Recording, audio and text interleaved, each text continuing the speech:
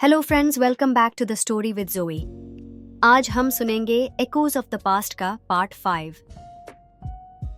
गनफायर की आवाज पूरे थिएटर में गूंज गई।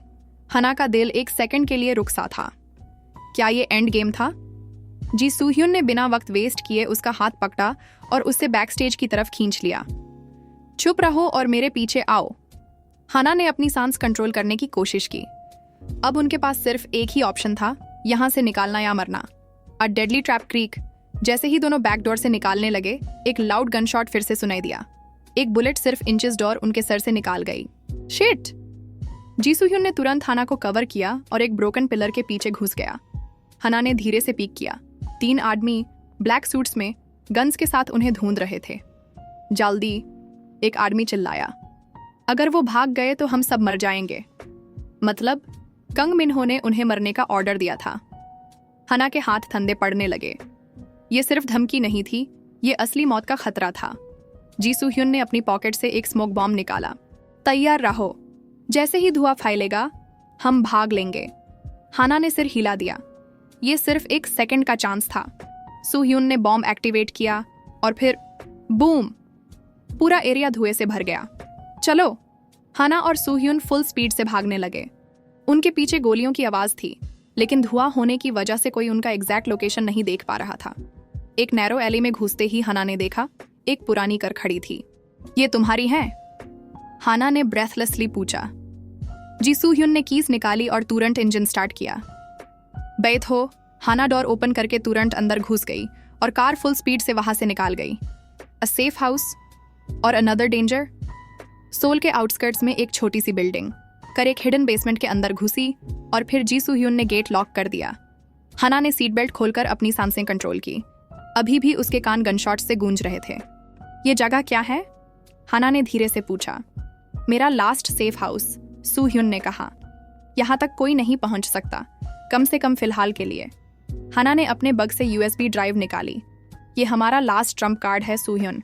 अगर ये लीक हो गया तो कंग मिन्हो का एंड हो सकता है। जी सूह्युन ने नोटबुक उठाए और उसके एक पेज पर एक एड्रेस लिखा। हमें एक जर्नलिस्ट से मिलना होगा जो सच्चाई को दुनिया के सामने ला सके। हना ने एड्रेस देखा। ये एक अननोन कॉन्टैक्ट था जो मीडिया इंडस्ट्री में एक रेबल जर्नलिस्ट के नाम से जाना जाता था, किम तैजून। लेकिन तभी डोर के पीछे एक शैडो मूव करता दिखा। हना ने तुरंत अपनी गन निकाली। क्या ये एक और ट्रैप था? जी सूह्युन ने धीरे से विस्पर किया। किसी को पता तो नहीं चल गया कि हम यहाँ हैं? डोर का हैंडल धीरे से हिलने लगा। हना ने गन टाइटली पकड़ी। अगर ये एनिमी था तो अब सिर्फ एक ऑप्शन बचा था, फाइट और डाई। डोर हैंडल धीरे से हिला। हना ने गन टाइट पकड़ी। उसका दिल जोर से धड़क रहा था। अगर ये कंग मिन्हो के लोग थे तो उनके पास सिर्फ एक ऑप्शन था, फाइट। जी सूह्युन ने एक सिग्नल दिया। जैसे ही वो अंदर आए, हम अटैक करेंगे। हना ने सिर हिला दिया। रूम में सिर्फ घना सन्नाटा था और फिर क्लिक। डोर धीरे से खुला। एक लंबी शैडो अंदर एंटर हुई। हना ने बिना सोचे तुरंत गन पॉइंट किया। 1 सेकंड। शैडो ने अपने हाथ ऊपर किए।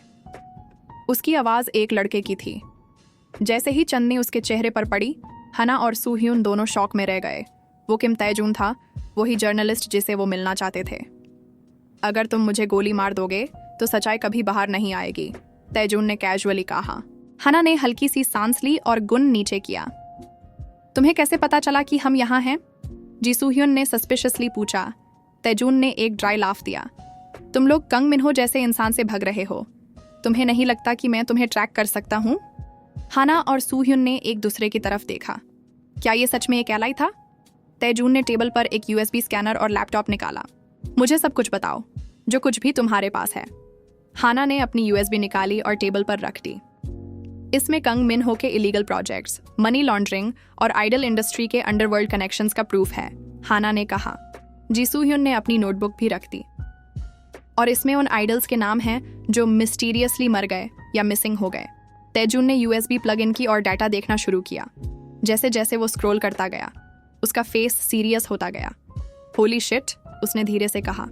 यह सिर्फ एक स्कैंडल नहीं है, ये पूरा एक सिस्टम है जो गवर्नमेंट तक कनेक्टेड है। हना ने एक डीप ब्रेथ ली। ये सच्चाई अगर सामने आई तो इंडस्ट्री हमेशा के लिए बदल जाएगी। पर एक प्रॉब्लम है, तैजून ने कहा। हना और सूह्युन दोनों उसकी तरफ देखा। अगर हम इसे मीडिया में डायरेक्टली रिलीज करते हैं तो गवर्नमेंट इसे इंस्टेंटली ब्लॉक कर देगी। हमें इसे किसी और तरीके से लीक करना होगा। किस तरीके से? हना ने पूछा। तैजून ने एक स्लो स्माइल दिया।